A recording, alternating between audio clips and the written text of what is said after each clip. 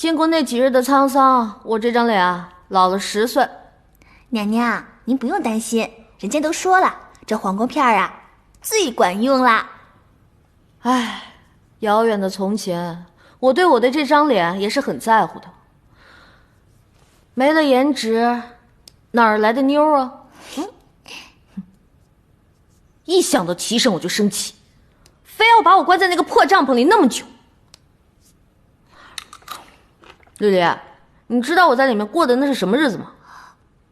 娘娘，您是受苦了，不过呀，咱们现在回来了，日子就好过了呀。哪里好过了？我实在是咽不下这口气，现在找他理论去。啊，娘娘，娘娘，您的黄瓜片！齐胜，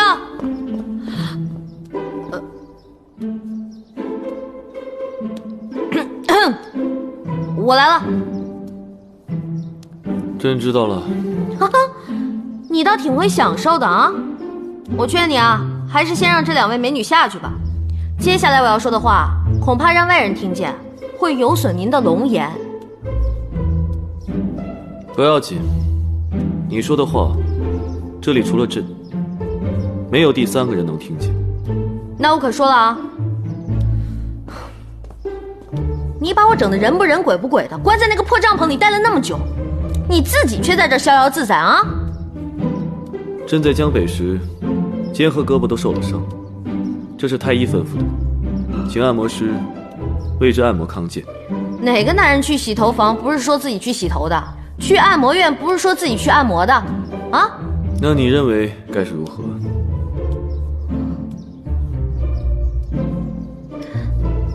要真如你所说是纯洁的关系，那也让这2位按摩师给我服务服务。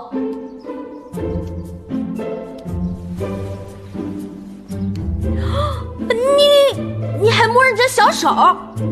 你该不会是想当着我的面那个吧？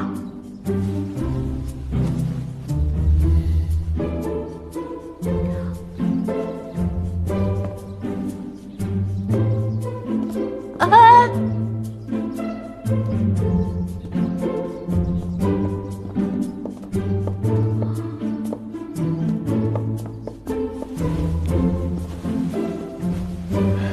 这2位师傅的按摩手艺非常高，只可惜他们看不见、听不见，也不会说话。这可惜了这如花的面容了。媳妇儿，媳妇儿，媳妇儿。哇塞！娘娘，见着皇上了吗？见是见着了，别提了。啊，宝贝儿，我好像看到了一个不明物体。你胆儿大不大？大。娘娘，您说哪有蟑螂？我帮您踩死。不是蟑螂，那是老鼠。娘娘，您说在哪儿呢？我闭着眼睛帮您踩死。报江北之仇的时候到了，我在里面受了那么多苦，赵王他脱不了干系，这个仇我必须要报。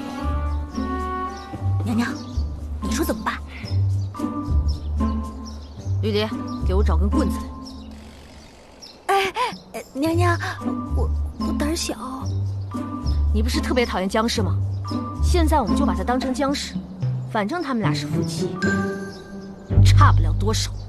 娘娘，用不着棍子，我一个人抵10个棍子。上！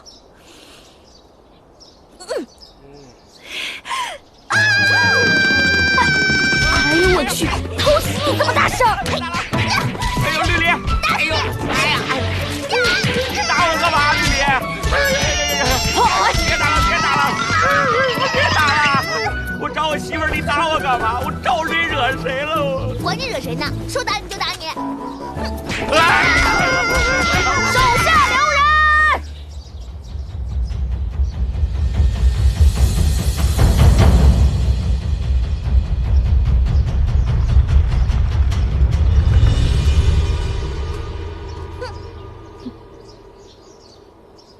娘娘，您这是什么意思啊？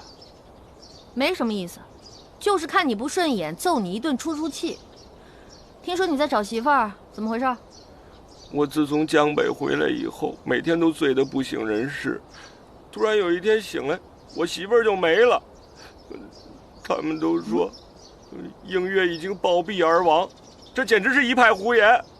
她肯定是跟三弟一块儿走了。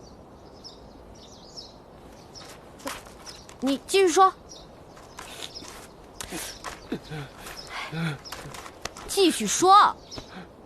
我心里就一直不明白，我除了不是太子之外，我哪里不如三弟了？我如果身份可以跟他换一下的话，他还会如此吗？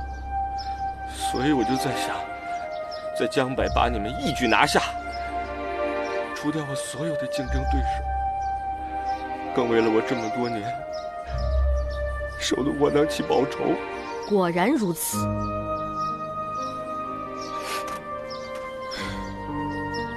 你也不容易。现在我终于明白，原来你不是怂啊，你是憋着一股劲儿。娘娘，你说天底下怎么会有这样的人呢？你说这个女人到底是怎么想的呀？她怎么想的我可不知道，但你是怎么想的，我是彻底明白了。是个男人遇到你这种事儿，10有8九都会闹出人命。你这么做，我理解。娘娘，你人真好。娘娘，娘娘，娘娘，我这可一直等着呢，这人还打不打呀？我把正事给忘了，这人是一定要打的。交情归交情，打仗归打仗。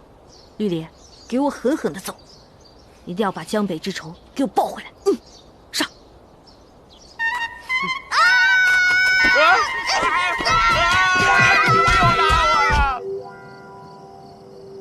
这人是打爽了，可是我这心里啊，还是不踏实。娘娘，你还有什么事计划在心上啊？齐胜没有依仗张家的一兵一卒就当上了皇帝，他现在更没有什么可忌惮的了。我能不能封后，可就不一定了。娘娘，您先别担心呐，皇上才刚刚登基，有很多地方还用得着咱们张家。您呢，只需要耐心等待封后便可。齐胜是怎么想的，我心里确实没底。更何况我和他的关系一向不和，这也是人尽皆知的。照您这么说，奴婢也觉得不对劲了。都这么多天了，怎么还是不见皇上的踪影呢？